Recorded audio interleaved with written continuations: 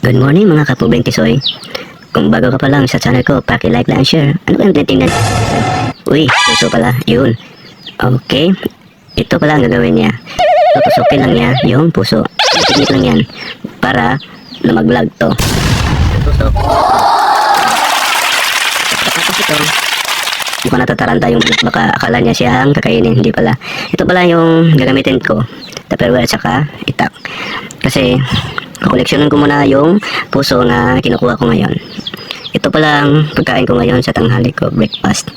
Diba? Unique yung pagkain ko basta gulay. Mahilig talaga ako ng mga gulay. Yan, may tatlo akong nakakoleksyon na puso. At ito na ngayon ang gagawin ko. Babalatan ko muna yung puso at saka lilinisin ko para ito na yung final niya. Para pagpunta ko dun sa bahay namin, linis na yung puso. At ito pala yung nakoleksyon ko lahat. Tatlo. Iba kasi yung process yung nagluluto yung mga puso ng iba. Kasi nilagyan nila ng asin at saka nagawitad-gita rin. Pero sa akin, iba naman. Hihiwa ko lang yung isa lang hiwa. At pagkatapos ito, lalagyan ko rin ito ng tubig. At saka ito na, yung kaldero ko. Linisin ko muna. At lagyan ko muna to ng tubig ng kaunti lang. Kasi pakukuluin ko lang ito yung puso para bago ito i-process ko kung ano ay yung gagawin ko. At lalagyan din ko ng asin kaunti lang. Pagkatapos ito, irito salang na yung puso ko na nilagay ko sa kaldero. At ito, pagkatapos ito, iba yung gagawin na naman ko ngayon. Kukuha ko ng niyog. Yun. At babalatan ko yung niyog para disco kasi yung magsalad ng puso. Nakatikim na ba kayo ng salad ng puso na nilagyan ng alugbate? Yan ang yung recipe ko ngayon. Dalawa yung recipe ko ngayon. At ito na, nabiya ko na yung niyog. At pagkatapos ito, ready to cook ko rin ko na yung niyog. At cut ko na lang to para madali na yung pag-process kasi mukhang mahaba na kasi itong content ko. Good. At ito na, tapos na. Ito na para pang mix para sa ginataang sinasahan na puso. Salad. Yung sabi lang na salad daw. Ito na. Hindi na masyado pakuluin. Kasi hindi na masarap yung puso kapag malata na. Yung saktong tama-tama lang yung pagpalambot niya. Ito na. At sinabay ko na din yung alugbate. Ayun. Nilagay ko na sa kaldero. Mamaya ko na yan i-mix. Bago tapos na yung pagtadtad ko ng puso. Ito na. Ready ko na to i-chop yung puso. Ito pala yung gagawin natin ngayon. Mukhang mainit pa yung puso. Erase muna natin para hindi na mainit mamaya.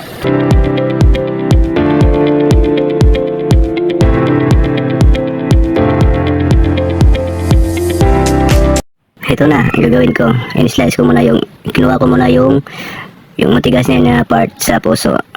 Huwag niyo na isalin. Kayo bahala kapag isalin niyo yun. Ito na. Islantin ko pa na yung paghiwa sa puso. Bago, chop-chopin ng pino-pino. Yan lang. Dandahan lang.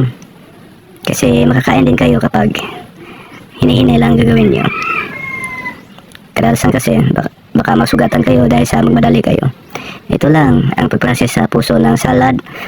At para lang i-mixing-mixing mo lang. Para mapipino siya. Ito na.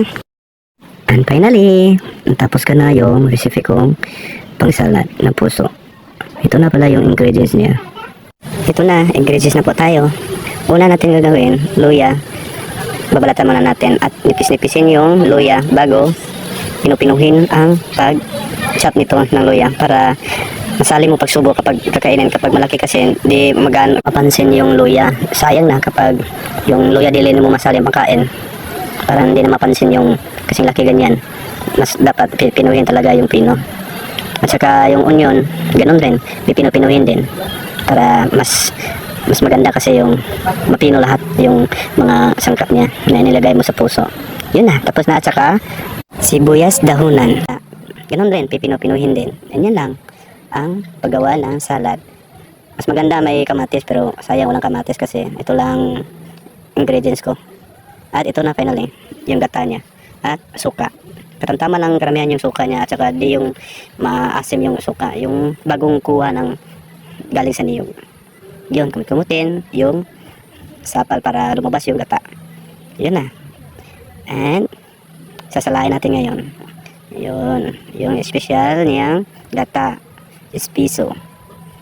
At pagkatapos ito na ang ingredients na tiko ngayon. Timpladang bitsin, kaunti lang bitsin kasi matamis na kasi yung puso natin kasi may gata. Di ba matamis na yung gata mo at asin, kaunti lang. Ito na, at isinali ko na rin yung alugbati. Yun, di ba? Sa tingin nyo, ano kayang taste dito pag natikman nyo to? Yung sinasahan to na salad na nilagyan ko ng alugbati. Try nyo. Di ba? Masarap yan. Okay na. Nice. At ito naman tayo. Pangalawang procedure. Ito pala ang tekniko. Magagawa tayo ng fried na puso. Onion lang ang gagawin. Pipino-pinuhin. At saka garlic. Ganon din. Pipino-pinuhin din. Pagkatapos nito, next naman tayo ng procedure. Kung anong susunod dito.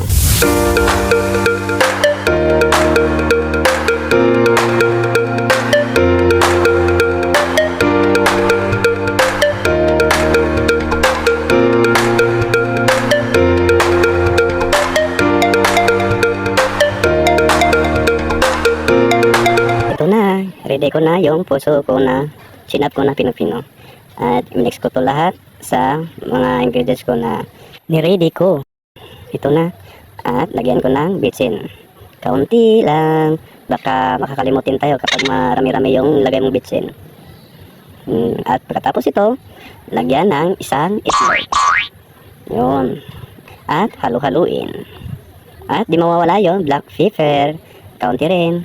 Huwag marami-ramihin kasi yung lasa nyo mag-iba kapag marami nang nilalagay yung ingredients. Ito na yung crispy fries.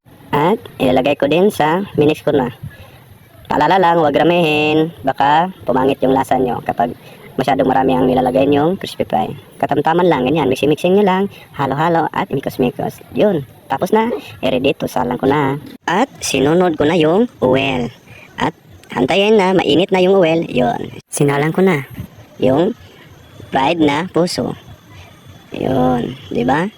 Lagyan na naman natin ulit para madali na tayo makaluto kasi nagugutom na si Pobreng Tisoy. Dali-daliin nyo na pagluto niyan kasi marami na magagalit kapag matagalan ka magluto dyan para pobre. Yun, at antayin mag-brown yung pritong puso. Yun, nagba-brown na.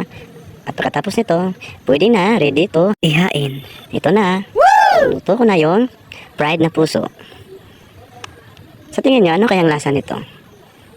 Kasi nito, kadalasan kapag may makikita ako ng puso, ganyan talaga yung gagawin ko. At finally, ito na yung dish ko. Fried na puso at uli yung salad na puso.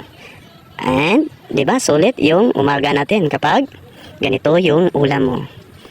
Kayo, anong ulam nyo kapag breakfast nyo? Hopefully, makakain na tayo. Sana enjoy kayo sa video ko. Thank you for watching.